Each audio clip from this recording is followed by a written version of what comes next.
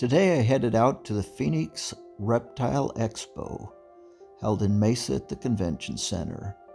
There was plenty of signage to direct you where to go, as well as you could look for the long lines, but they quickly checked people in, and the lines are worth the wait once you get in.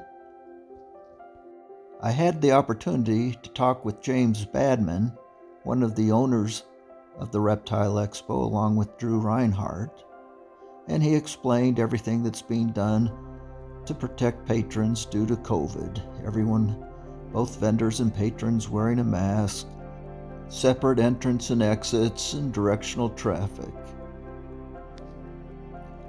The expo's always sold out, so there's plenty of vendors of all types and varieties to see. And of course, one of the cool things is that the nonprofits are represented as well, the Turtle and Tortoise Preservation Group and USARK. And if you don't know who these groups are, you might want to do a little bit of research. And both are worthy for your donations. USARK, pictured here, they help protect our rights as reptile owners so that we can enjoy all these animals that we're seeing at the expo. Being a tortoise guy, I had to check out some of the tortoises that are available, but you'll see a number of lizards. Here, Andy, I think, was explaining about the care of a tortoise. But whether it's snakes, geckos, whatever you're looking for, there's a little bit of everything. And whatever the latest morph is, you'll find it at the Reptile Expo. People of all ages, even if you don't want to buy, it's worth the price of admission just to see the different animals. I don't know how they do these snake skeletons. And here's Keith Clemmy. He's pointing me out. Or he's saying, I want you to buy some of my animals. And he's got a lot of great stuff. Some pectinata, spiny-tailed iguanas, and the rare endangered San Esteban chuckwallas. Just a lot of cool stuff that's only available because of captive breeding. But you find every type of morph of king snake, and every other type of snake. Pythons, ball pythons, corn snakes, milk snakes. I don't know how you keep up on all the different phases and varieties, but some of them are truly spectacular. Like the display cases and the colors and how they show off some of the animals. Obviously the video with the lights sometimes gets some glare, but just spectacular animals. And when you get tired of looking at lizards, tortoises, and snakes, there's plenty of artwork. Cool stuff to see. And just tons of different vendors, different people selling everything from frogs, caiman lizards here, mata turtle. You just never know what you'll find at the Phoenix Reptile Expo. With just cool color morphs of all different varieties of snakes.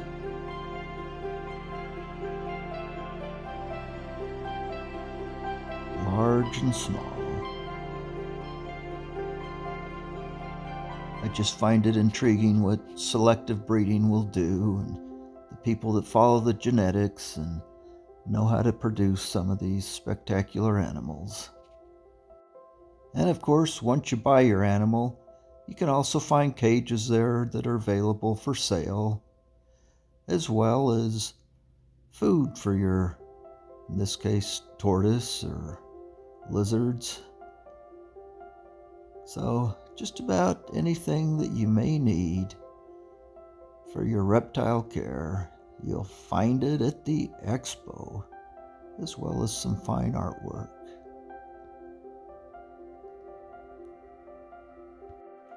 If you're not familiar with the Reptile Expo, you should be aware that these animals are just in display cases. This is not how the animals are kept in captivity. It's a great opportunity to ask the breeder how they do maintain the species, how they care for it, what the diet is, what it's been eating, and most of them will have a care sheet, but for the purchase of any pet or reptile, it's expected that you have a knowledge of the animal before you buy it. No living thing should just be purchased on impulse unless you're aware of its care and how to keep it and maintain it. Seeing this tarantula reminded me when my daughter bought a little one in one of these pill bottles years ago that she kept for a number of years. Watched it grow. But whatever it is that you're looking for, there's a good chance you'll be able to find it. The trouble is, sometimes you find some things you weren't looking for, and it's difficult to pass them up. And who needs a lizard costume? Only $15. I'm sure every lizard would appreciate that. I don't know my anaconda morphs, but that's sure not one I've ever seen.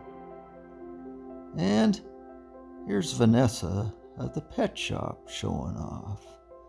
But some spectacular radiated tortoises, another endangered species that wouldn't be available in the U.S. if it weren't, again, for captive breeding. It's just amazing what captive breeding has done to make all these different animals available for the pet trade. Some Honduran spiny-tailed iguanas, a great specimen. The different colors of bearded dragons just amazed me to see.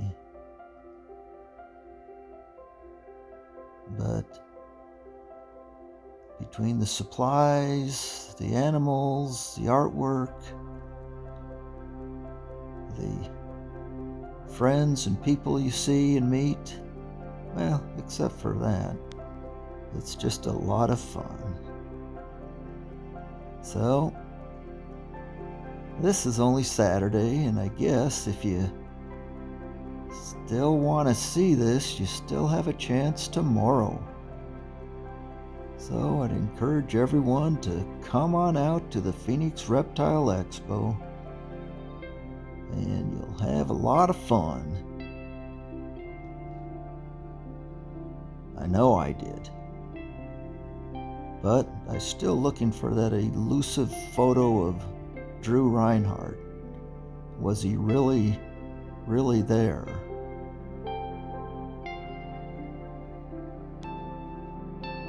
I don't think I really have a lot more to add, but I do have a few more videos that hopefully you'll enjoy. And if you don't have an opportunity to get out to the expo, at least you'll have got a sense of what it's like and some of the animals that you can see. The snakes, the tortoises, the lizards, the insects, the spiders, frogs, pretty much whatever you're looking for in a variety of different price ranges.